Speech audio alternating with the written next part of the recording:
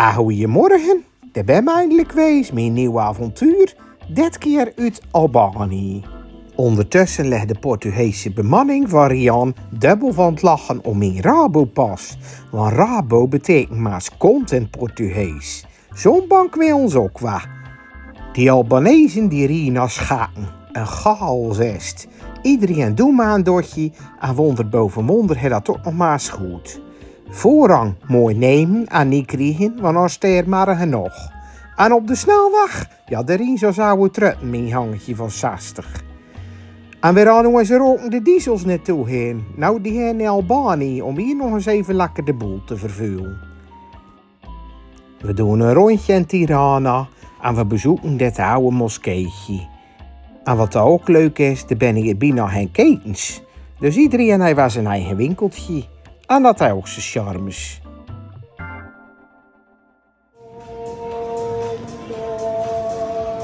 Op de mat zingt ze nog een vaasje voor Allah. En ondertussen wordt er hier ook nog tabak verkocht.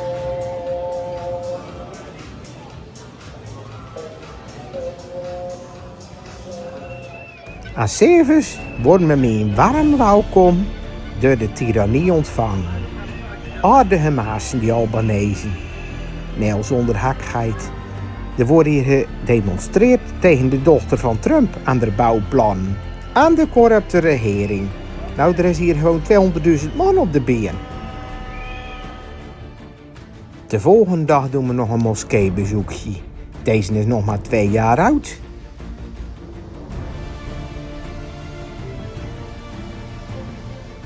En met al dat tapijt open ik ook maar dan zo'n robotstofzuiger aan.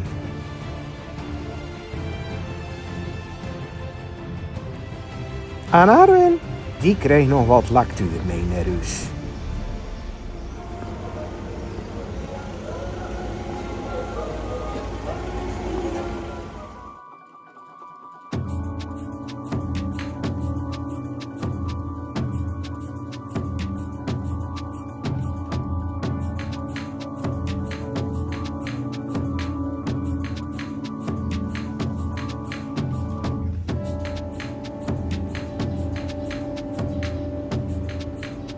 We bezoeken de oude schuilkelders van de vorige communistische regering.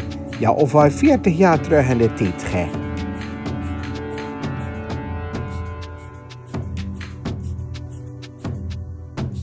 Kst, ja je, heb je nou eens uit mijn beeld? Dank je.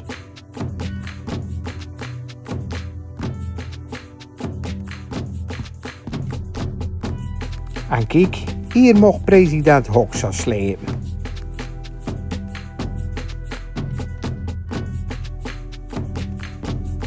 Dan nog even lekker een koffietje. Hier een stel van die jonge poesjes.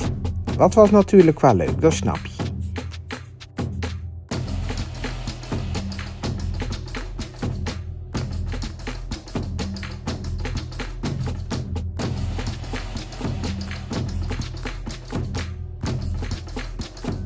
En een rondje over de boekenmarkt, dan zien we toch dat er hier ook veel armoede is. We begrijpen die demonstraties wel.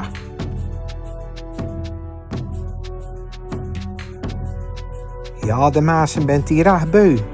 Als ze gaan hier ieder neven de street op. Het is vreedzaam, gezellig, maar wat serieus hoor.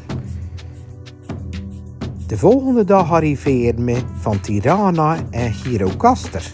Dat is ook een prachtig plekje om te zien. Het staat zelfs op die lijst van UNESCO.